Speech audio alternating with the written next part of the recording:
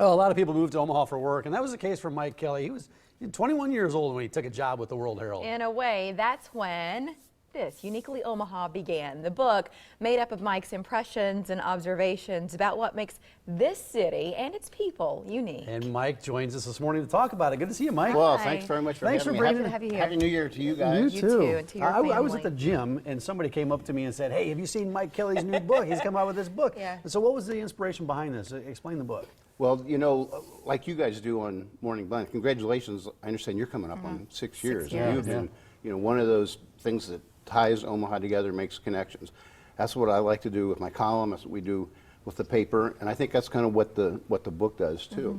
So really, what inspired it is the demographers say we're coming up on 1 million population for the metro area, and the book is definitely about Metro Omaha. Plus, you know, we've had this revitalization of the Omaha area the last 20 years, and all these rankings. We're not making these rankings and all these livability, socioeconomic Best place things. to raise a family, best place to get a job. I mean, every other month there's a new list in Omaha somewhere near the top 5. Yeah, so that kind of inspired it. Editors came to me in February, said, "You want to write a book about Omaha?" I said, "Great, how many years would I have for that?" I said, "We were thinking about by this fall." So Wow. we got her done, and as you can see, it's, you know, a lot of nice pictures. So as you're going through your own recollections and through the archives at the paper, how did you decide as you're narrowing it down what to include and what to leave out? We had lots of meetings with Dan Sullivan, the book editor, and Christine Zook-Watkins, our great graphics person, and we just tried to cover as much as we can. Of course, you can't cover every single thing, but we wanted all facets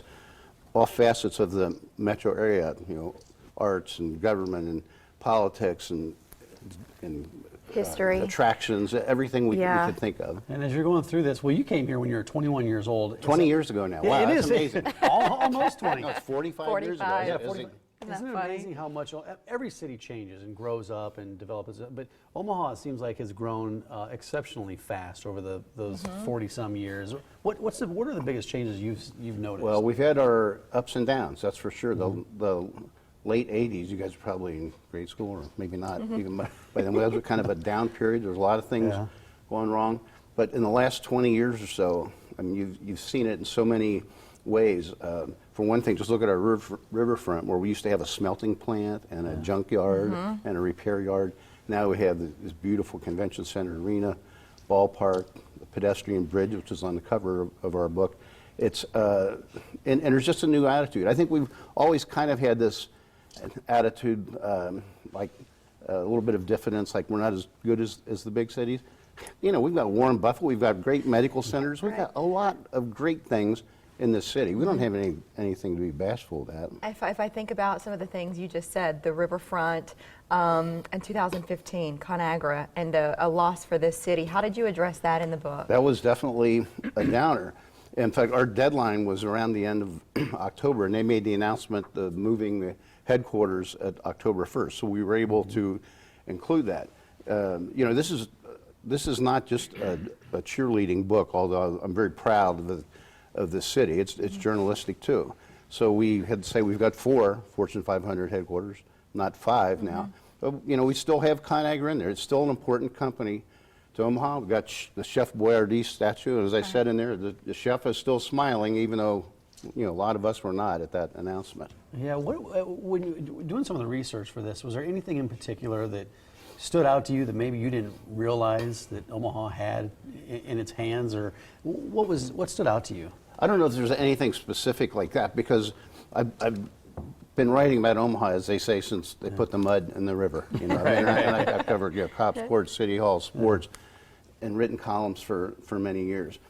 What was great was to be able to, kind of for the first time for me anyway, to put all this, or as much as I could, together in one beautiful hardcover book, and to think, yeah, this, you know, we're like any other urban area. We've got problems, as we know, but they don't seem intractable. You know, we're working on problems. Sometimes it's frustrating, but there is a lot to be proud of in this metro area. I feel like this book is easy to read.